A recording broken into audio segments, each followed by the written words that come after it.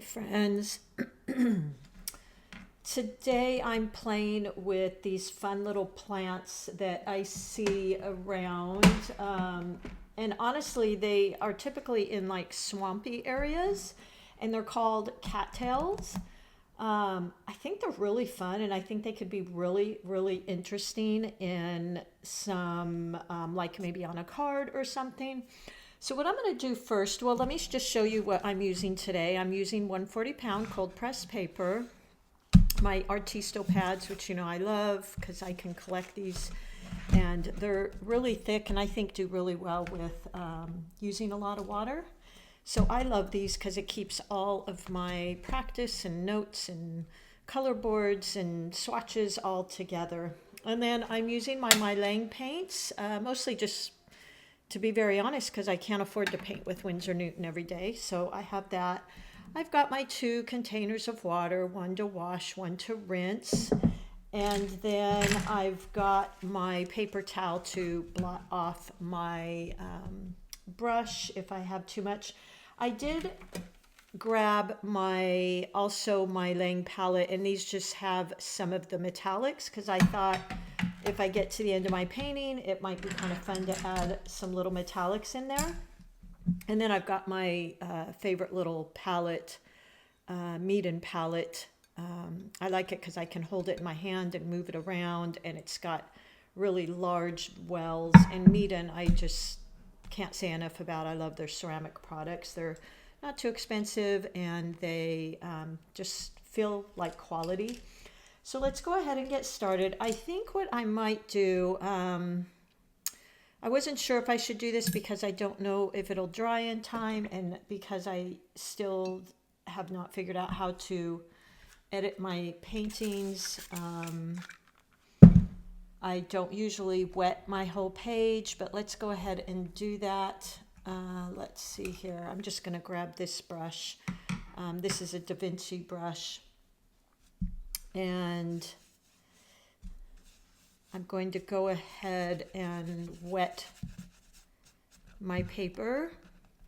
Now, as you can see, this Artisto paper, it does kind of fold up, but it will dry nicely. So that's kind of one of the reasons why I've liked it. I don't even know where I got this Da Vinci brush, to be honest. I've had a bunch of them. It holds a lot of water, and it's actually really good for washes. So I'm going to go in, because I live around the hills here, and I'm just going to add in, maybe, let's just do a little bit of blue sky. As you know, I'm not a big landscape person, but let's go ahead and play with that. So I'll just add in some blue in the background here for the sky. Like that. Let me make it a little bit brighter here and there. Again, not a landscape person, so bear with me on these. I do them personally, but don't typically do them for camera. And there we go, that's probably good. And then what I'll do is I want to take, I don't have my tissue here, so I will just take some of this and maybe just create some little clouds. I'm sure you all are aware of that technique. It's nothing new. And then what I typically do, and this is just my Princeton 6 round, long round. It's a number 6, and I'm going to go around maybe with a lighter color of blue. Not lighter, a darker value.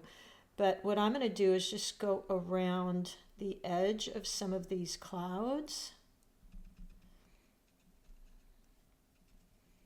And like that. Just wetting my brush.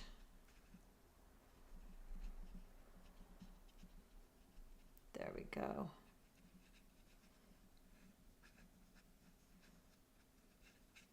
Something like that. And then before this dries too much, now I'm getting this awfully wet. I might normally have taped down my paper, and I'm just going to create maybe a little bit of color in the background, maybe with a little bit of green and brownish. There we go. Okay. Something like that. As you can see, I think, maybe not, this brush holds literally loads and loads of water. Maybe add in a little bit of brown in there. Oop. There we go.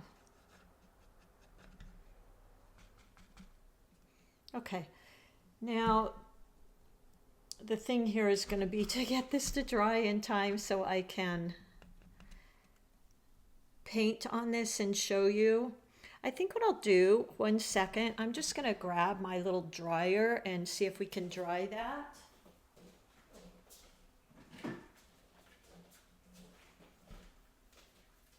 So sorry, I really need to learn to be able to edit my videos.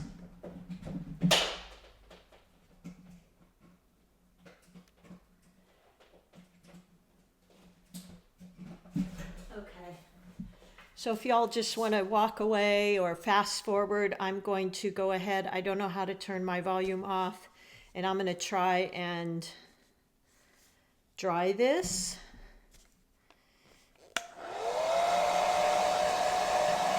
Oops, I'm losing my paint palette. So this should work pretty quickly, I hope. So sorry, I don't know how to edit this out.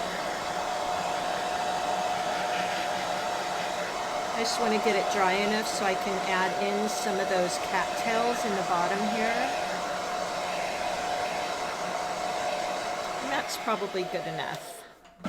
I think you'll get the gist of what I'm trying to do. Okay, so I'm going to use, I think I'll use again my 6 long round. And let's go ahead and start with these cute little cattails. They remind me of like a hot dog. And I'm going to use, let's use our burnt sienna, which I like because it has a little bit of a reddish tint in it. And I'm going to start with a light value. Now it might spread a little because this is still damp. So let's go ahead and just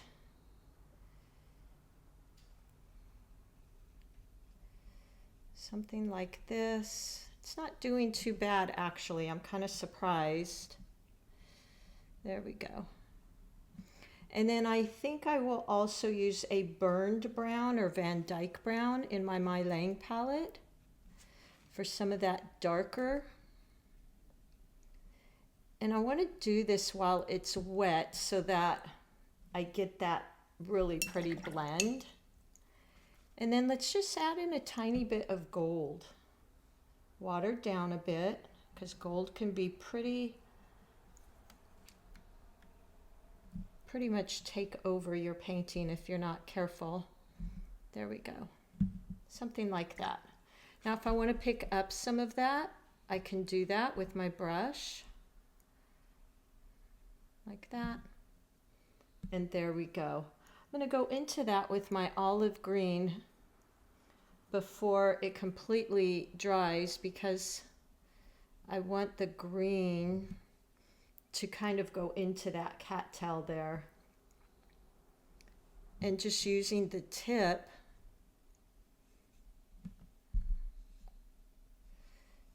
the cattails I've seen have that type of thing going on. And there we go. So maybe just dip into these colors again. I'm using all of these MeiLang colors, burnt sienna, sienna. I think they all have a place in there.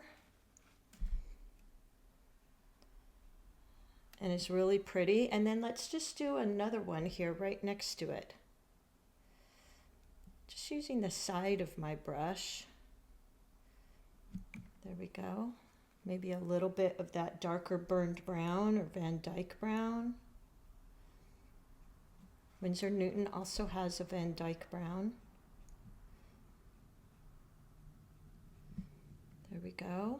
So look, aren't those pretty? I think they're really unusual looking. And just going in with maybe one more here. Let's see, how about right here? Using the side of my brush. Just like that.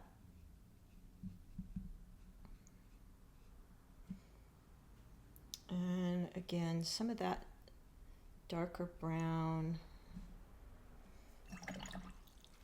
Washing and rinsing my brush, and I'm just going to soften some of this a bit.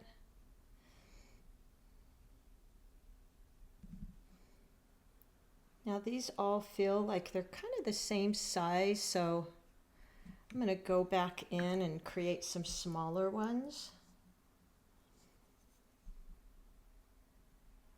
So that's what I wanted. I wanted that to spread into the brown. I really like that. Like that. And then let's maybe do one kind of sideways. The other thing is I noticed in some of the pictures that these also could have this little spiky thing on top, like that.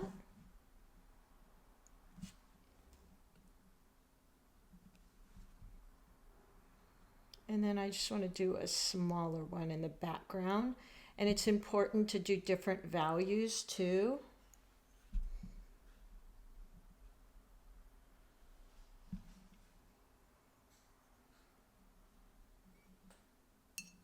So I'm going to rinse my brush and create some lighter values of these little cattails. So they look like they're in the background.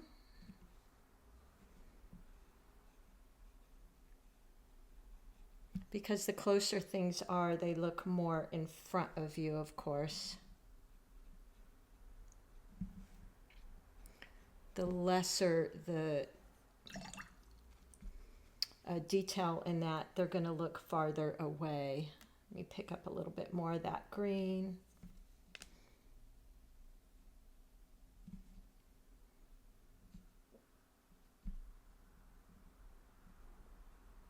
Add that in there.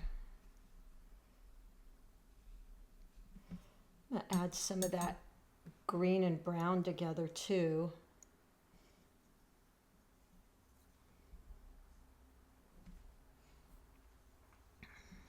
Now really I would have liked to have, with that wash, created more of this color in that wash as well.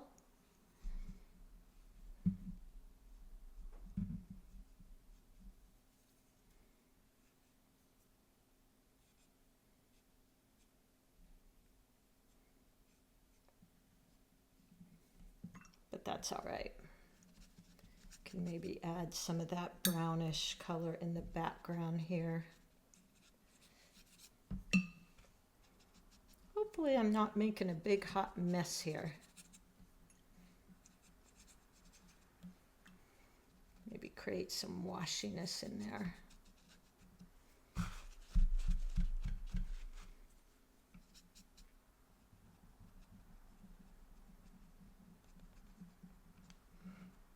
There we go. And I think I'll add some more over here. So I'm going to pick up some of those browns. This one's sienna. There's a burnt sienna.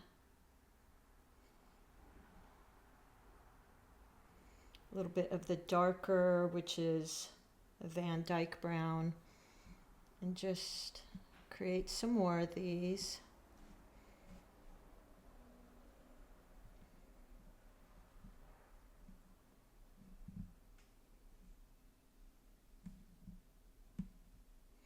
In the background here, or just hints of them anyway.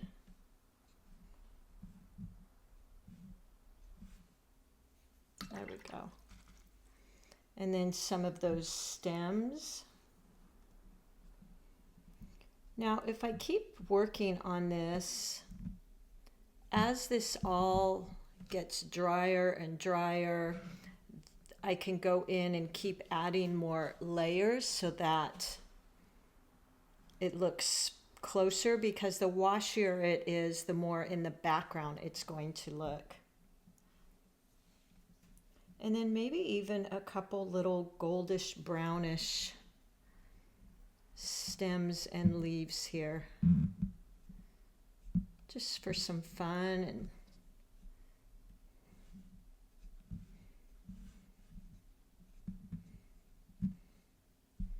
like that. I think that's really pretty.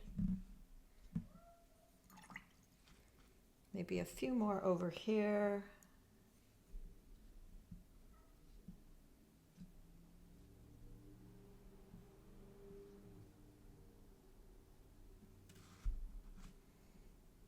A little bit of Van Dyke brown. So this 6 brush is working really well here.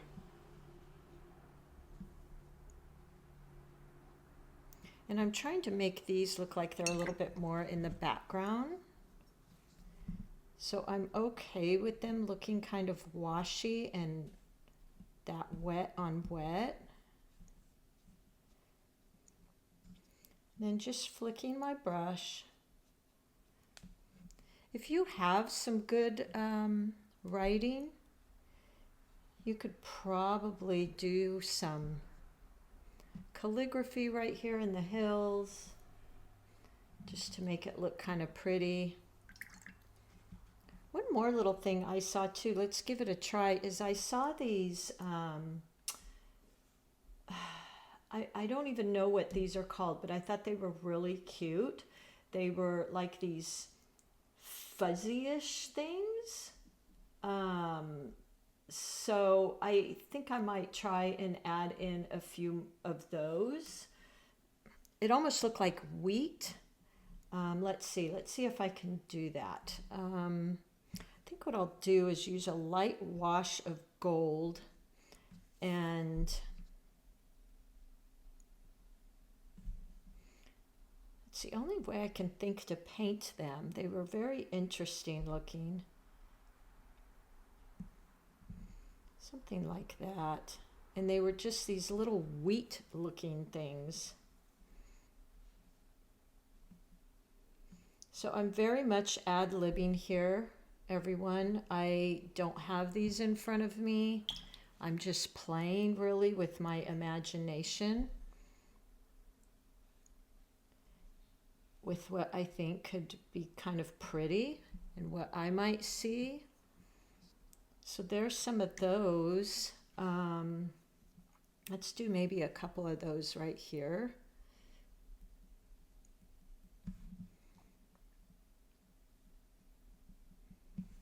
Maybe add in some of those colors here.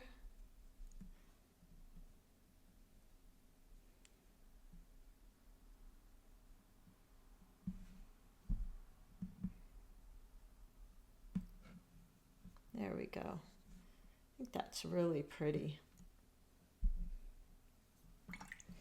So what do you think? Does it look interesting? Like something you might give a try to? Before I finish here, what I'm going to do is just go in with a little bit darker value and maybe create some little wispy lines to make it look more in front here. Now this is still wet, so it's not going to let me get real detailed. But if you do try to paint this, as it dries, I would go in and just create some darker little stems and such.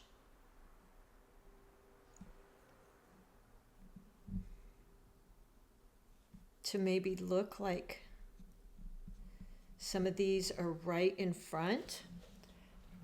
So there you go. I hope you give this a try. It's just kind of fun and play, and I really enjoy using my Princeton 6. This is the Velvet Touch, by the way, which I use because I love the feeling of the brush. And I actually didn't even use my metallics. Kind of forgot about them over here. But maybe we could add in a little bit of that now. I'm just going in that. The metallics would have been really pretty with those.